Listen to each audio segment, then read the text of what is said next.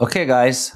So this month, for the first time in over 50 years, brand new nuclear reactors went critical here in the US. Three of them to be exact. The last one landing right on the deadline President Trump put, which was the 4th of July. Every headline calls it a nuclear comeback, driven by a deadline out of Washington. That deadline was real, but it is not what brought nuclear back, guys. Look at who is actually buying the power. And the whole story changes. A year ago, President Trump signed an executive order and gave the Energy Department really one job: get me at least three new reactors to criticality level by the 4th of July. This industry usually takes like decades to build one. The government gave them 12 months, and they were able to do it. First company was Antares. They went critical in June, sorry. Valar followed maybe 2 weeks later. The first actually to do it outside of a national lab. The third one, Unity. It's a shipping container reactor. Three brand new designs, critical in one single month. These machines are small. They sell no electricity yet. And most of them actually run at essentially zero power. And the safety rule book, usually, that they have was cut maybe by half. Like they lost hundreds of pages in it to really be able to make the deadlines. Okay. These reactors do not power anything yet and do not sell anything. Why did the most sophisticated capital in the country line up behind them? Why did they back them?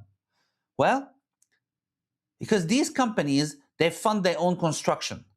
Washington and politics only cleared the path.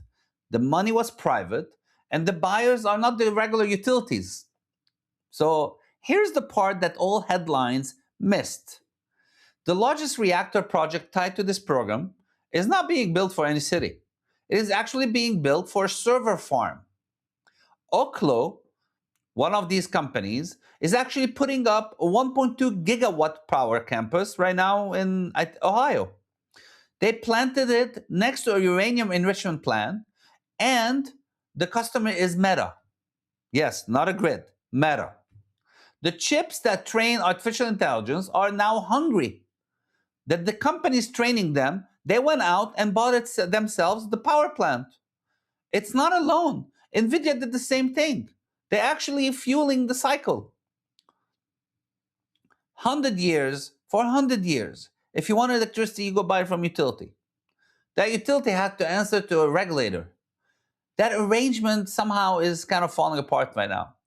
The most valuable companies right now on earth, they looked at the grid, decided it could not move fast enough, and decided to start building their own generation. A government deadline really did not create this. The compute shortage did that. The deadline simply gave private capital permission to move at a certain speed. The industry has never once moved that.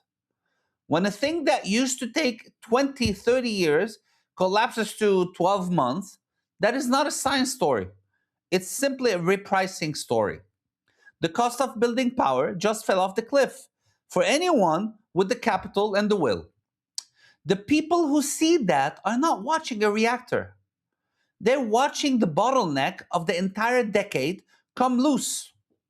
So where does that land for a family thinking in generations? It's not in the reactor companies. Those names are already on every person's screens. The edge is one layer down, like we always say. It's in what every one of these builds is going to need. Power. Generation is moving out of the utility monopoly into private hands, and almost none of the financing structures for that exist yet. Then we need materials.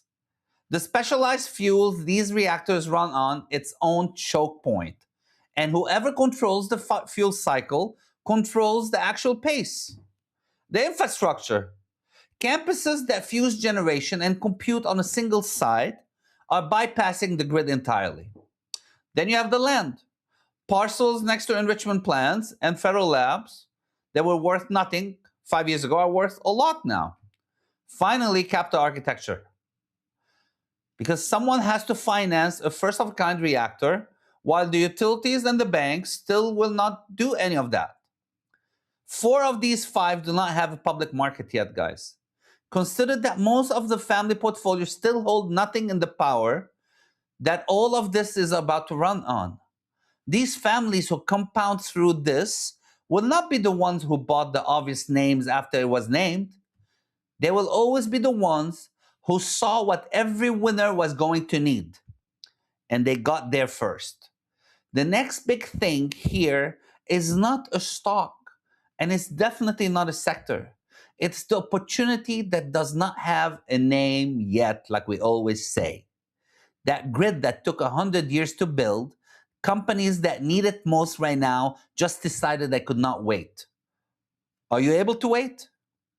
See you next week.